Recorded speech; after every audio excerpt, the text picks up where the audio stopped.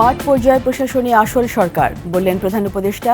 গণ অভ্যুত্থানের চেতনায় কাজ করার নির্দেশ। আন্দোলনকে হালকা করতে মিথ্যে মামলা দিলে ছাড় নয়, বললেন আইন উপদেষ্টা। আবারও এস আলম গ্রুপের জমি নিলামে তুলল জনতা ব্যাংক।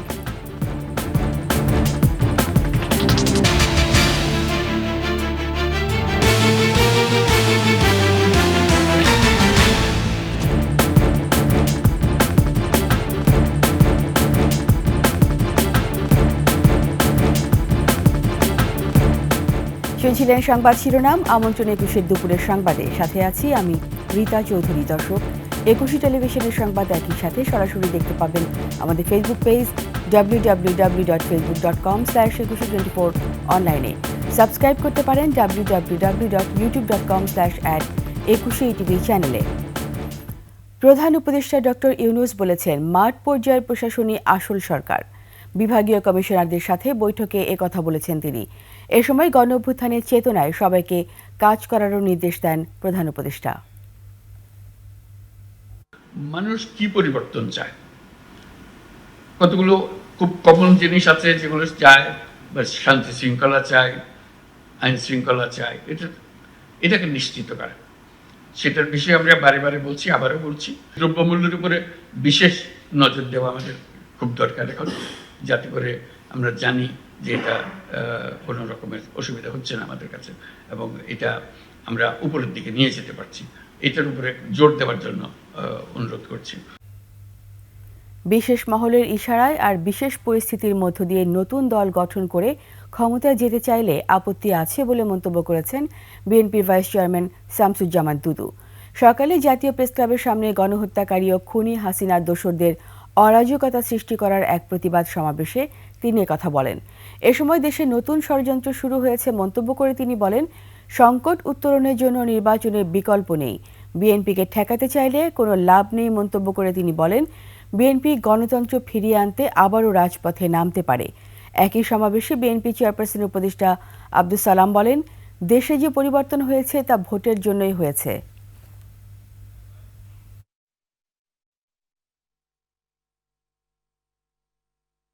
কেউ কেউ নতুন দল গঠনের মধ্য দিয়ে ক্ষমতা যেতে চায়, এটা আমাদের আপত্তি নাই।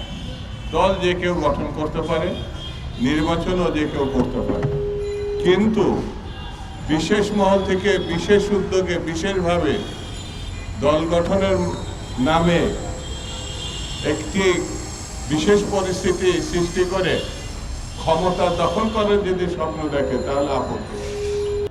যারা বলেন যে ভোটের জন্যই কি পরিবর্তন হয়েছে নাকি, অবশ্যই ভোটের জন্যই পরিবর্তন হয়েছে।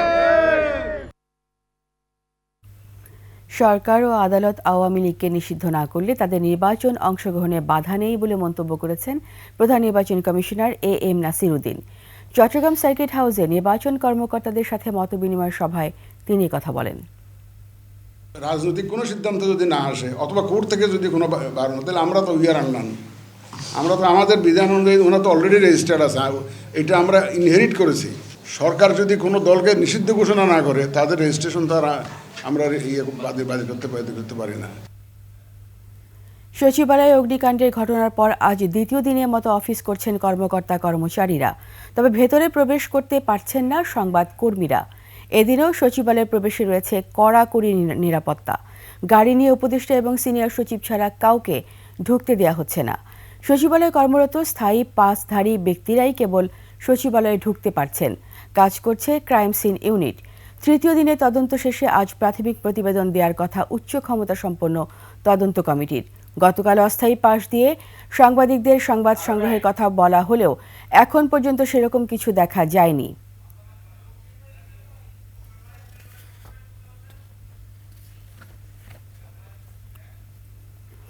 দর্শক, সচিবালয়ে আছেন সহকর্মী মফিউর রহমান, সরাসরি চলে যাচ্ছি তার কাছে। মফিউর, শুনতে পাচ্ছেন? মফিউর, এখন সচিবালয়ে কি পরিস্থিতি আমাদের জানাবেন? হ্যাঁ, ধন্যবাদ। একটু আগে আপনি যেমনটি বলছিলেন, ধন্যবাদ। একটু আগে আপনি যেমনটি বলছিলেন যে সচিবালয়ে আজকে ঢুকতে দেওয়া হয়নি, আসলে আমরা 2 মিনিট আগেও সচিবালয়ে ঢুকতে পারিনি। এখন আমি যদি আপনাকে একটু দেখাতে চাই যে আমি এখন দাঁড়িয়ে আছি সচিবালয়ের দর্শনার্থী যে গেট সেখানে। আমি যদি একটু এদিকে দেখাই যে সচিবালয়ের দর্শনার্থী গেট থেকে আজকে একটু আগেই পাশের যে তালিকা, সাংবাদিকদের অস্থায়ী পাশের যে তালিকা সেটি এসছে। সাংবাদিকরা সেই পাস সংগ্রহ করে ভিতরে ঢুকছেন, আপনি দেখতে পাচ্ছেন। তো এই পাসটি সংগ্রহ করতে আসলে সাংবাদিকদের পাসটি সংগ্রহ করতে আসলে এখানকার যে বিএসআরএফ সংগঠনটি রয়েছে, সাংবাদিকদের সংগঠন BSRF, Bangladesh secretariat reporters forum, তাদের এই নেতৃবৃন্দের আসলে অনেক কাঠখড় পোড়াতে হয়েছে। এইখানে একজন সাধারণ সম্পাদক আছেন বিএসআরএফের, আমরা সরাসরি তার কাছ থেকেই জানবো যে আসলে এই বাধাগ্রস্ত কেন হয়েছিল সাংবাদিক প্রবেশের ক্ষেত্রে, আর কি প্রসেসেই বা এইটি আবার চালু হলো। জি, ধন্যবাদ আপনাকে। আপনারা জানেন যে সম্প্রতি 25 ডিসেম্বর গভীর রাত্রে এখানে আগুনের একটা ঘটনা ঘটে। 7 নম্বর বিল্ডিংয়ে প্রায় 5টি মন্ত্রণালয়ের কাগজপত্র নথি পুড়ে ছাই হয়ে যায়। তারপর গভর্নমেন্ট একটা নোটিশ জারি করেছিলেন যে সাময়িক সময়ের জন্য সচিবালয়ের সাংবাদিক এবং বেসরকারি যারা বিভিন্ন ধরনের কার্ডধারী আছে তাদেরকে এখানে ঢোকা প্রবেশ নিষেধ থাকবে। তার আলোকে আমরা গতকালকে স্বরাষ্ট্র অ্যাডভাইজার মহোদয়ের সাথে আমরা সংগঠনের পক্ষ থেকে একটি প্রতিনিধি দল দেখা করেছি এবং ওনার সাথে একটি সাকসেসফুল মিটিং হয়েছে। সেই মিটিংয়ের আলোকেই ওনার যে সাময়িক যে সিদ্ধান্ত ছিল সাংবাদিকরা প্রবেশের নিষেধাজ্ঞা যেটা ছিল, এটা আজকে থেকে সেটা ওপেন করে দেওয়া হয়েছে। ইতিমধ্যে আজকে সকাল থেকেই ওপেন হওয়ার কথা ছিল, একটু টেকনিক্যাল কারণে ওনাদের একটু সময় লেগেছে তালিকাটা এখানে পৌঁছাতে। যাই হোক, এখন আমাদের যে সচিবালয় বিটে যারা কাজ করেন তারা এখন প্রবেশ করছেন। তো আমরা এখানে প্রবেশের সিস্টেমটা হচ্ছে আমাদেরকে যেহেতু আগামী 15 দিন অস্থায়ী ভিত্তিতে এখানে প্রবেশ করতে হবে আমাদেরকে বলেছিলেন। পরবর্তীতে সরকার ক্যাবিনেট ডিভিশন এবং যে অ্যাডভাইজারি যে কমিটি রয়েছে আমাদের উপদেষ্টা পরিষদের, ওনাদের সিদ্ধান্ত ছিল যে সকল কার্ড বাতিল করে দেওয়া হয়েছে, এখন নতুন করে আবেদন নিতে হবে। সেক্ষেত্রে পিআইডি খুব শীঘ্রই একটা সিদ্ধান্ত জানাবেন যে কীভাবে আবেদন করতে হবে, কী প্রক্রিয়ায় কার্ড স্থায়ীভাবে নিবে বা অস্থায়ীভাবে নিবে, এটা ওনাদের বিষয়। আমাদের দাবিটা ছিল যে সচিবালয়ে আমরা যারা প্রফেশনাল সাংবাদিকতা করি তারা যেন সঠিকভাবে এখানে প্রবেশ করতে পারি। সেই দাবিটা সাকসেসফুলি আজকে আমাদের সফল হয়েছে। আমরা সেখানে আশা করি এই প্রবেশ করার ক্ষেত্রে গভর্নমেন্টকে ধন্যবাদ জানাচ্ছি, আমরা সুন্দরভাবে কাজ করতে পারবো বলে আশা করি। ধন্যবাদ মাসুদ ভাই। মাসুদ ভাই, আপনাকে ধন্যবাদ। আপনারা শুনছিলেন সেক্রেটারিয়েট রিপোর্টার্স ফোরামের সাধারণ সম্পাদকের কাছ থেকে যে এটা আসলে পেতে কতখানি কাঠখড় পোড়াতে হয়েছে। তো আমরা কিছুক্ষণ পর সচিবালয়ে ঢুকে আসলে দেখতে পারবো যে সচিবালয়ে যে অগ্নিকাণ্ডের ঘটনা ঘটলো সেখানে এখন কি পরিস্থিতি রয়েছে। ধন্যবাদ। এই ছিল আমার কাছে সচিবালয় থেকে সর্বশেষ তথ্য। মফিউর, আপনাকে অসংখ্য ধন্যবাদ। দর্শক, শুনছিলেন সচিবালয়ে এই মুহূর্তের পরিস্থিতি। চলে যাচ্ছি পরের সংবাদে। আন্দোলনকে হালকা করতে যারা মিথ্যে মামলা দিচ্ছে তাদের ছাড় দেওয়া হবে না বলে হুঁশিয়ারি দিয়েছেন আইন উপদেষ্টা আসিফ নজরুল। তাদের আইনের আওতায় আনতে 1 সপ্তাহের মধ্যে কমিটি গঠন করা হবে বলে জানান তিনি। সেই সাথে জুলাই আন্দোলনে হত্যার বিচারও দ্রুত শেষ করা হবে। আদিত্য মামুনের রিপোর্ট। জুলাই আন্দোলনে স্বজনহারা পরিবারের সদস্যদের অর্থ সহায়তা দিতে এই আয়োজন। যোগ দেন অন্তর্বর্তী সরকারের বেশ কজন উপদেষ্টা ও শহীদ পরিবারের সদস্যরা। হত্যার বিচারে ধীরগতির সমালোচনা করে সরকারের সহযোগিতা চান ভুক্তভোগীরা। আপনারা এই 1000 শহীদের রক্তের উপরে পা দিয়ে আজকে ক্ষমতায় গিয়েছেন। আপনারা আমাদের আশ্বাস, বিশ্বাস, ভরসা। আমি এখনো মামলা করতে পারি না। অন্তর্বর্তী সরকারের অন্যতম বড় কাজ শহীদ পরিবারকে সহায়তা করা বলে মন্তব্য করেন সার্জিস আলম। এই অন্তর্বর্তীকালীন সরকারের সবচেয়ে বড় দায়বদ্ধতা, এই একটা জায়গায় যদি আমরা সফল না হই, দৃশ্যমান বিচার আমরা না দেখতে পাই, বাংলাদেশের ইতিহাসে এই 24-এর অভ্যুত্থানে সবচেয়ে বড় সীমাবদ্ধতা হয়ে থাকবে এটি, এবং এর দায় আমরা কোনোদিন কেউ উপেক্ষা করতে পারবো না। অনুষ্ঠানে মৎস্য প্রাণী ও সড়ক উপদেষ্টাও একমত শহীদ পরিবারকে সহায়তা নিশ্চিতের। আপনাদের দুঃখের ভার নেওয়া হয়তো সম্ভব না, কিন্তু শুধু একটু মনে রাখবেন যে আমরা আপনাদের পাশে আছি এবং আপনারা যাতে উন্মুক্তভাবে চলাচল করতে পারেন, এবং আপনারা যদি উন্মুক্তভাবে চলাচল করতে না পারেন সেটা আমাদের জন্য একটা বিশাল লজ্জার বিষয়। আন্দোলনকে প্রশ্নবিদ্ধ করার খেলায় পা না দেওয়ার জন্য আহ্বান পরিবেশ উপদেষ্টার। যতবার উপদেষ্টা মণ্ডলীর সভা হয় ততবারই শহীদ পরিবারদের জন্য কি করা যায় এটা একবার না একবার আলোচনা হয়। হত্যায় জড়িতদের শাস্তি নিশ্চিতে আন্তর্জাতিক অপরাধ ট্রাইব্যুনাল পুনর্গঠন করা হয়েছে উল্লেখ করে মামলা বাণিজ্যের বিরুদ্ধে সতর্ক করেন আসিফ নজরুল। আমরা মামলা করার আগে অন্য লোক মামলা করে দিয়েছি টাকা কামানোর জন্য, বাণিজ্য করার জন্য মামলা বাণিজ্য শুরু হয়েছে। মানবতা বিরোধী অপরাধ, হত্যার অপরাধ, এই হত্যার অপরাধের বিচারের দাবি, বিচারের প্রত্যাশা, এটাকে নিয়ে ব্যবসা শুরু হয়েছে আমাদের সমাজে। পুলিশ বিভাগে নতুন নিয়োগে 1 বছর সময় লাগবে বলেও জানান তিনি। এদিকে ৭৭ জন শহীদের পরিবারকে ৫ লাখ টাকা করে অর্থ সহায়তা দেওয়া হয়। পর্যায়ক্রমে আহতদের তালিকা করা হবে বলে জানানো হয়। আদিত্য মামুন, ২১ টেলিভিশন, ঢাকা। এস আলম গ্রুপের company S Alam sugar refine industry লিমিটেডের জমি নিলামে তুলছে রাষ্ট্রীয় মালিকানাধীন Janata bank. S Alam sugar refine industry লিমিটেডের কাছে জনতা ব্যাংকের পাওনা ১,৭৭৭ কোটি টাকা। চট্টগ্রামের সাধারণ বীমা কর্পোরেট শাখার ঋণের অর্থ আদায়ে এস আলমের ২,৯৭১% জমি নিলামে তোলা হচ্ছে। জানা গেছে, জনতা ব্যাংক থেকে নেয়া এস আলম গ্রুপের ১০,০০০ কোটি টাকা ঋণের প্রায় পুরোটাই এখন খেলাপি।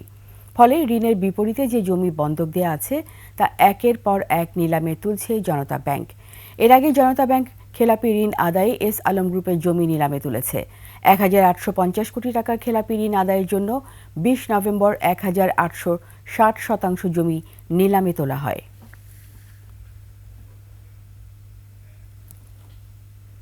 নিচ্ছি সংবাদ বিরতি। যখন ফিরব তখন অন্যান্য খবরের সঙ্গে আরও থাকবে। শেখ হাসিনাকে প্রধান আসামি করে ট্রাইব্যুনালে গুমের অভিযোগ মাইকেল চাকমার।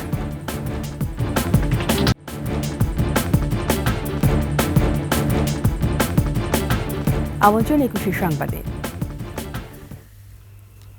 শেখ হাসিনাকে প্রধান আসামি করে ৯ জনের বিরুদ্ধে আন্তর্জাতিক অপরাধ ট্রাইব্যুনালে গুমের লিখিত অভিযোগ জমা দিয়েছেন মাইকেল চাকমা। গুমের সময় যেই গামছা দিয়ে তার হাত বাঁধা হয়েছিল সেটিও ট্রাইব্যুনালে দাখিল করেন এই ইউপিডিএফ নেতা। ২০১৯ সালে ৯ এপ্রিল নারায়ণগঞ্জের কাঁচপুর এলাকা থেকে সাংগঠনিক কাজ শেষে ঢাকায় ফেরার পথে গুমের শিকার হন মাইকেল চাকমা। তাকে উদ্ধারের দাবিতে ইউপিডিএফ ও তার সহযোগী সংগঠন, প্রগতিশীল ও মানবাধিকার সংগঠন, শিক্ষক, নাগরিক সমাজ সহ পরিবারের লোকজন বিভিন্ন কর্মসূচি পালন করেছেন। দীর্ঘ ৫ বছর ৩ মাস পর গত ৭ আগস্ট অবরুদ্ধ দশা থেকে মুক্তি পান মাইকেল চাকমা। ওই দিন ভোরে চট্টগ্রামের একটি জায়গায় তাকে চোখ বাঁধা অবস্থায় ছেড়ে দেওয়া হয়। শেখ হাসিনা বাইরে মাইকেল চাকমাকে চিনতেন এবং একটা জনসভায় সে সময়ে স্পেসিফিক্যালি হুমকি দিয়েছিলেন যে এইখানে যারা ওনার জনসভায় সমস্যা করেছে অথবা পার্বত্য শান্তি চুক্তি বাস্তবায়ন অথবা আদিবাসী অধিকার নিয়ে যারা কথা বলে তাদেরকে উনি দেখে নেবেন। এবং সাবসিকুয়েন্টলি এর কিছুদিন পরে মাইকেল চাকমাকে রাষ্ট্রীয় বাহিনী কর্তৃক তুলে নেওয়া হয় এবং ৫ বছর পর্যন্ত আয়নাগরে রেখে পরবর্তীতে জুলাই অগস্ট বিপ্লবের পরে তাকে ছেড়ে দেওয়া হয়। যুক্তরাজ্যে আইন ভঙ্গের দায়ে জরিমানার মুখোমুখি হতে যাচ্ছেন শেখ রেহানার মেয়ে এবং যুক্তরাজ্য পার্লামেন্টের লেবার পার্টির সদস্য ও মন্ত্রী টিউলিপ সিদ্দিক। সম্পত্তি থেকে আয় হওয়া অর্থ ১ বছরের বেশি সময় অপ্রদর্শিত রাখার অভিযোগে তাকে ১০,০০০ পাউন্ড জরিমানা করা হতে পারে। এ নিয়ে সংবাদ প্রকাশ করেছে বার্তা সংস্থা ডেইলি মেইল। আফসানা লীলার ডেস্ক রিপোর্ট। দীর্ঘ সময় ধরে যুক্তরাজ্যে বসবাস করছেন শেখ রেহানার মেয়ে টিউলিপ সিদ্দিক। সে দেশের পার্লামেন্টে লেবার পার্টির সদস্য ও বর্তমানে মন্ত্রী হিসেবে দায়িত্ব পালন করছেন। এবার দেশটির আইন ভঙ্গের দায়ে শাস্তির মুখোমুখি হতে যাচ্ছেন তিনি। ব্রিটিশ সংবাদ মাধ্যম ডেইলি মেইলের প্রতিবেদনে বলা হয়, একটি সম্পত্তি থেকে ভাড়া বাবদ আয় অপ্রদর্শিত রাখার অভিযোগে তার বিরুদ্ধে তদন্ত শুরু করেছে পার্লামেন্টের স্ট্যান্ডার্ডস কমিশনার। তদন্তে দেখা গেছে একজন এমপি হিসেবে আর্থিক স্বার্থ সংশ্লিষ্ট বিষয়ে নিয়ম ভঙ্গ করেছেন টিউলিপ। বাড়িওয়ালা হিসেবে ১ বছরের বেশি সময় আয়ের সঠিক বিবরণ দেননি টিউলিপ। যদিও এটিকে প্রশাসনিক ত্রুটি হিসেবে স্ট্যান্ডার্ডস কমিশনারের কাছে ব্যাখ্যা দিয়েছেন তিনি। যুক্তরাজ্যে ভাড়া দেয়া সম্পত্তির ক্ষেত্রে এনার্জি পারফরম্যান্স সার্টিফিকেট ইপিসি থাকা বাধ্যতামূলক। যে বাড়িওয়ালারা ৩ মাসেরও বেশি সময় ধরে ইপিসি নিয়ম মেনে না চলেন তাদের ন্যূনতম ১০,০০০ থেকে শুরু করে ১.৫ লাখ পাউন্ড পর্যন্ত জরিমানা করা হয়ে থাকে। বাংলাদেশে পারমাণবিক বিদ্যুৎ কেন্দ্র থেকে ৪০০ কোটি পাউন্ড আত্মসাতের অভিযোগে টিউলিপ সহ তার পরিবারের ৫ সদস্যের বিরুদ্ধে তদন্ত চলছে। আফসানা নীলা, টেস্ট রিপোর্ট, 21 টেলিভিশন। এবার আভিভা ফিন্যান্স লিমিটেড বাণিজ্য সংবাদ।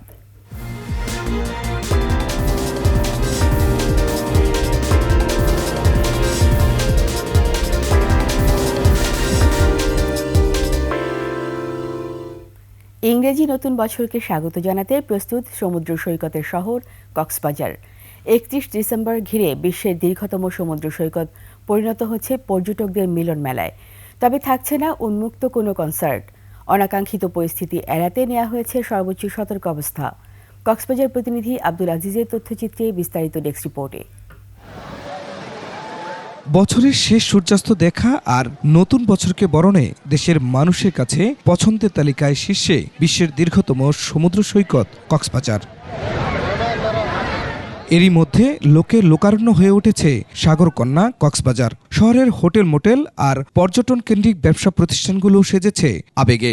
আমাদের সর্বাত্মক প্রস্তুতি রয়েছে। আমাদের যে হোটেল, রেস্টুরেন্ট এবং আমরা ট্যুর অপারেটিং যে আমরা প্যাকেজ সার্ভিসগুলো করি, আমাদের সবাই প্রস্তুতি নিয়ে বসে আছি এই দিনটির জন্য আলাদাভাবে উদযাপন করার জন্য। পর্যটকদের সার্বিক নিরাপত্তার সাথে আমরা হোটেল মালিক সমিতি, জেলা প্রশাসন, ট্যুরিস্ট পুলিশ, জেলা পুলিশ পর্যাপ্ত নিরাপত্তার ব্যবস্থা রেখেছি। তবে নিরাপত্তা বিবেচনায় এবারও থাকছে না বড় কোনো উন্মুক্ত আয়োজন, তাই বিভিন্ন হোটেল মোটেলে থাকছে ইনডোর আয়োজন। আমাদের আয়োজনের মধ্যে রয়েছে মূলত বাংলাদেশের যে স্বনামধন্য সিঙ্গাররা রয়েছে, যেমন প্রীতম হাসান, ন্যান্সি, আরও অনেকেই থাকছে আমাদের প্রোগ্রামে। 31 উপলক্ষে অনেক ধরনের কনসার্টের আয়োজন করেছেন এবং বিভিন্ন ধরনের খাবারের অফার এবং কক্সবাজারের লোকাল ঐতিহ্যগুলোকে তুলে ধরার জন্য সর্বাত্মক চেষ্টা করতেছে। পর্যটকদের নিরাপত্তায় প্রস্তুত আইন শৃঙ্খলা রক্ষা বাহিনীও। ইতিপূর্বে আমাদের 3টি পয়েন্টের মাধ্যমে আমাদের নিরাপত্তা নিশ্চিত হতো, যেটা আমরা বাড়িয়ে এবার 5টা পয়েন্ট করেছি। পর্যটকরা কি কি সমস্যার সম্মুখীন হচ্ছেন, কাদের দ্বারা হচ্ছেন, সমস্যার সমাধানকল্পে আমাদের কি কি করণীয়, এজন্য আমাদের সাদা পোশাকে আমাদের ট্যুরিস্ট পুলিশের সদস্যরা কাজ করছেন। বাতিল করা হয়েছে ট্যুরিস্ট পুলিশের ছুটিও। পুরো সৈকত নজরদারিতে থাকছে ক্লোজ সার্কিট ক্যামেরা। খুশিদ আলম মুকুল, ডেস্ক রিপোর্ট, 21 টেলিভিশন। সোনালী লাইফ ইন্স্যুরেন্স আন্তর্জাতিক সংবাদ।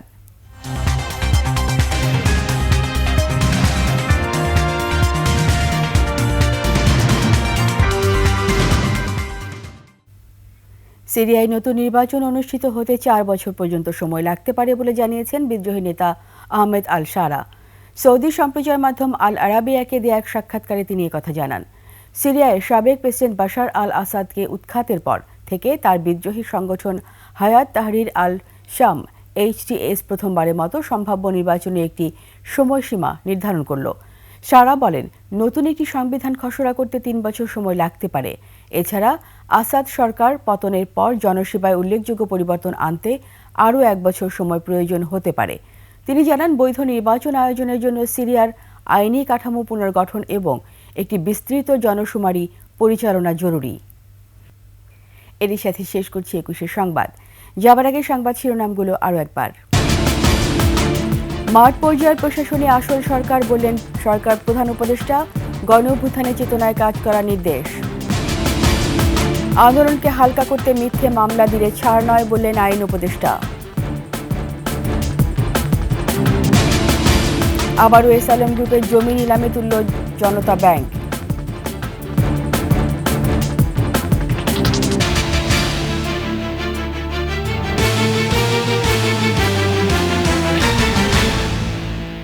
সবশেষ সংবাদ জানতে ডায়াল করুন 202 নাম্বারে আর ভিজিট করুন 21-tv.com ওয়েবসাইটে।